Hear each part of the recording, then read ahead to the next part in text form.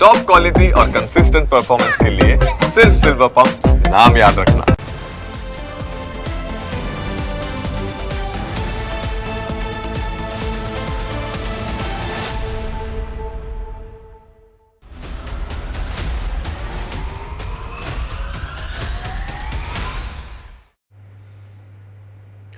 રાજકોટમાં ટ્રાફિક શાખામાં ફરજ બજાવતા એક મુસ્લિમ કોન્સ્ટેબલે હેવાનિયતની તમામ હદો પાર કરી નાખી.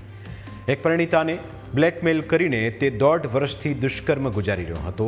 હું પોલીસ છું, મારું કોઈ કંઈ નહીં બગાડી શકે તેમ કહીને તે પીડિતાને ડરાવ્યા કરતો. આ દરમિયાન તેણે પીડિતાની દીકરી સાથે અડપલા કરવાનું શરૂ કરતા જ આખરે પીડિતાએ હિંમત દાખવી અને વીએસપીની મદદથી કોન્સ્ટેબલનો ભાંડો ફોડી નાખ્યો. સમગ્ર ઘટના વિશે વિગતે જાણશો તો તમારા હોશ ઉડી જશે. કોન્સ્ટેબલ ઇમરાન રાવમાં પીડિતાનો જૂનો પાડોશી છે અને હાલ જેલના સળિયા ગણી રહ્યો છે. આ નરાધમે એવું કામ કર્યું કે જેની હકીકત ખૂબ જ ખૌફનાક છે. વાત પીડિતા પોતાના પિયરમાં રોકાવા ગઈ તે સમયની છે. જૂનો પાડોશી હોવાથી ક્યારેક શેરીમાં મળી જાય તો કેમ છો, મજામાં, તેવી સામાન્ય વાતચીત થતી. એક રાતે પીડિતા ઘરથી ત્રીજી ડેલીમાં આવેલા ટેલર પાસે બ્લાઉઝ સીવડાવવા બેઠી હતી. ટેલરની દુકાન બાજુમાં જ હતી અને જૂની ઓળખાણ હોવાથી કોન્સ્ટેબલ ત્યાં બેઠક જમાવતો હતો. પીડિતા જ્યારે ટેલરને ત્યાં પહોંચી ત્યારે પણ તે ત્યાં જ બેઠો હતો અને ત્યાં વાતચીત દરમિયાન આરોપી ઇમરાને ચાલાકીપૂર્વક જાણી લીધું કે પીડિતાના ઘરે માત્ર તેના પિતા અને નાની દીકરી જ છે અને તેઓ હાલ ઘરમાં સૂતા છે. આખરે બ્લાઉઝ સિવાઈ જતા તે પોતાના ઘરે જવા નીકળી. ઘરે પહોંચતાની સાથે જ ઇમરાન પાછળ ઘરમાં ઘૂસી ગયો. ઘરની ડેલી બંધ કરવાનો પણ સમય ન આપીને પીડિતા ઉપર તૂટી પડ્યો. રાત્રિના સમયે તકનો લાભ લઈને તેણે યુવતી સાથે બળજબરી દુષ્કર્મ આચર્યું હોવાનો પીડિતાનો આક્ષેપ છે. પીડિતાએ સમગ્ર ઘટના રડતા રડતા મીડિયા સામે વર્ણવી.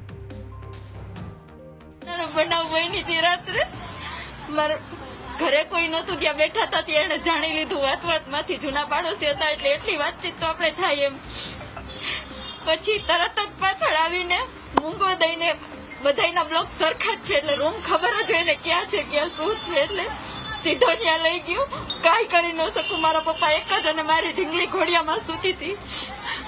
પછી મેં ટ્રાય કરી મને બચાવવાની. એનું ફાટેલું ટી શર્ટ મારી પાસે હતું, મેં રજૂ કરી દીધું. ત્યારે એ ટી શર્ટ કાઢીને એને મને મૂંગો દીધો. પછી મારી સાથે ન કરવાના કામ કરી રહી રાતે.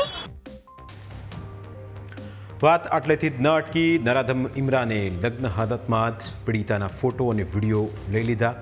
આ દરમિયાન પીડિતાના પપ્પાને ઊંઘમાં ઉધરસ આવતા તેના અવાજથી નરાધમ પોતાની ટી શર્ટ ત્યાં જ છોડીને ભાગી ગયો.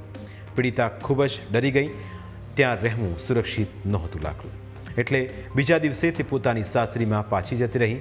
પણ નરાધમે તેનો પીછો છોડ્યો નહીં. રેખી કરીને પીડિતાના ઘરનું સરનામું જાણી લીધું. ત્યાં પીડિતા પોતાની દીકરી અને પતિ સાથે રહે છે. તે ઘરની નજીકમાં જ ક્યાંક અડ્ડો જમાવીને બેસી રહેતો અને જ્યારે પીડિતાનો ઘરવાળો ઘરેથી બહાર જાય એટલે બળજબરી ઘરમાં ઘૂસીને તેની દીકરીની સામે જ તેના પર બળાત્કાર ગુજારતો અને વિડીયો વાયરલ કરવાની ધમકી આપતો અને કહેતો કે હું પોલીસ છું, મારું કોઈ કંઈ જ નહીં બગાડી શકે. પીડિતાના અવાજમાં હકીકત સાંભળશો તો તમારા રૂવાડા ઊભા થઈ જશે. જેવો મારો ઘરવાળો બહાર જાય એવો ઘરમાં ઘૂસી જાય.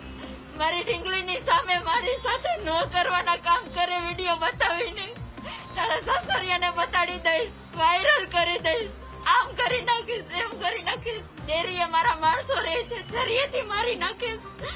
નો હોય એવી ધમકી આપીને અવારનવાર. તોય હું સર એટલી સ્ટ્રોંગ છું ને હું બીવું નહીં એમ. પણ એ પોલીસ હતો, એક જ ધમકી દે.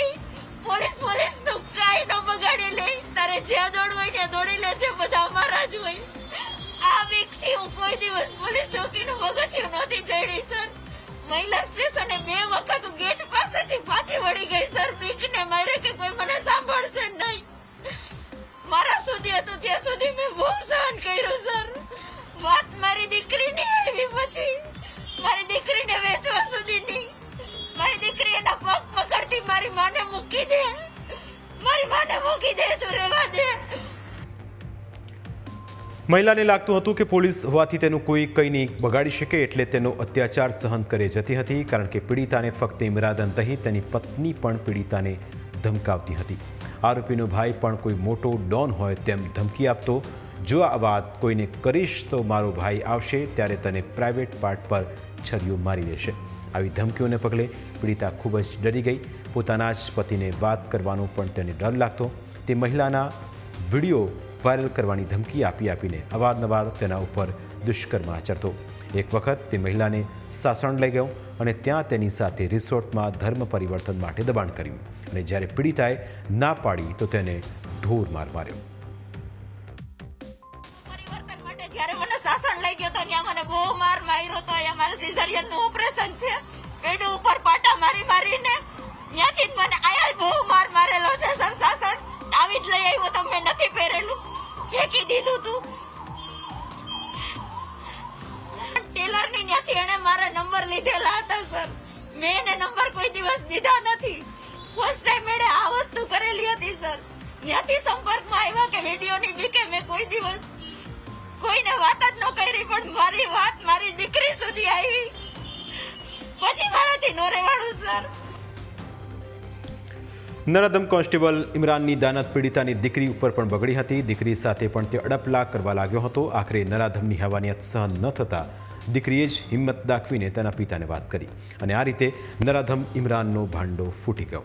પીડિતાએ રડતા રડતા પતિને આખી હકીકત કહી સંભળાવી, અને ત્યારબાદ તેઓએ વીએચપીનો સંપર્ક કર્યો અને મદદની માગણી કરી.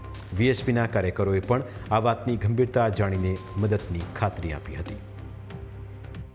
એટલા બધા ડરી ગયા હતા બેન કે તમે મને અહીંથી લઈ જાઓ, મારો ફોન ટ્રેસ કરેલો છે, હું અહીંથી કોઈ પણને ફોન કરીશ તો તરત એને ફોન આવી જશે. ફોન અને મારા વિરુદ્ધ મને આ લોકો દૂધ સાકર ડેરીથી કોઈક મને સરિયું મારવાની, મારા પ્રાઇવેટ પાર્ટ ઉપર ધમકી મારે છે, મને મારી નાખશે. એટલે અમારા જે કાર્યકર્તા હતા તમે શાંત થઈ જાઓ. એના પતિ સાથે વાત કરી, સંકલન કરીને એના પતિને હિંમત આવી. એના પતિએ કીધું બજરંગ દળ ને વિશ્વ હિન્દુ પરિષદ પડકે છે તો અમને પૂરો ભરોસો છે, અમને ન્યાય મળશે.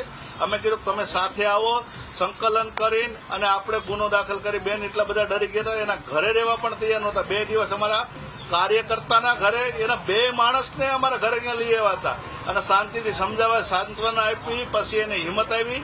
પછી અમે બેનને લઈને સીધા સીપી સાહેબ પાસે ગયા, કમિશનર સાહેબ પાસે, અને કમિશનર સાહેબે ખૂબ સરસ સપોર્ટ આપ્યો. ઇમરાનને હતું કે એક ડરેલી મહિલા આ વાતની જાણ કોઈને નહીં કરે, પરંતુ વીએચપીની મદદથી આ કેસમાં પોલીસે નરાધમ ઇમરાન સામે ગુનો નોંધ્યો અને ગણતરીના કલાકોમાં તેને જેલના સળિયા પાછળ ધકેલ્યો છે. શહેરની ટ્રાફિક શાખામાં ફરજ બજાવતો હેડ કોન્સ્ટેબલ ઇમરાન હબીબભાઈ રાવમાં તેના મહિલા ઉપર છેલ્લા 1.5 વર્ષમાં અવારનવાર તેના વિગત વિડીયો ઉતારી વાયરલ કરવાની ધમકી આપી. તેના સાથે તેની મરજી વિરુદ્ધ અવારનવાર શરીર સંબંધ બાંધેલો હતો. તેમજ તેની 5 વર્ષની પુત્રીને પણ શારીરિક અડપલા કરેલ હોવાની વિગત જાહેર કરેલ, જે બાબતે યુનિવર્સિટી પોલીસ સ્ટેશનમાં ગુનો નોંધી આગળની તપાસ ચાલુ કરવામાં આવેલ હતી. તેમજ આરોપીની તાત્કાલિક ધરપકડ કરેલ હતી. આરોપીએ ફરિયાદીને તેની 5 વર્ષની પુત્રીને વેચી આવવાની તેમજ ધર્મ પરિવર્તન કરવાની પણ ધમકીઓ આપેલ હોવાનું ફરિયાદમાં પુરવા પામેલ છે. પોલીસ હવે નરાધમને કાયદાનો પાઠ ભણાવશે, પરંતુ જો કોઈ પણ હિન્દુ દીકરીને આ પ્રકારના મુસ્લિમ તત્વો પરેશાન કરતા હોય તો ડર્યા વિના આગળ આવો, હિન્દુ સંગઠનો અને પોલીસનો સંપર્ક કરો, જેથી તમને ન્યાય મળી શકે. કારણ કે જો ચૂપ રહેશો તો આવા નરાધમોની હિંમત વધતી જ રહેશે. પ્રાઇમ 9માં સમય થયો છે બ્રેકનો. બ્રેક બાદ અન્ય મુદ્દા વિશે વાત.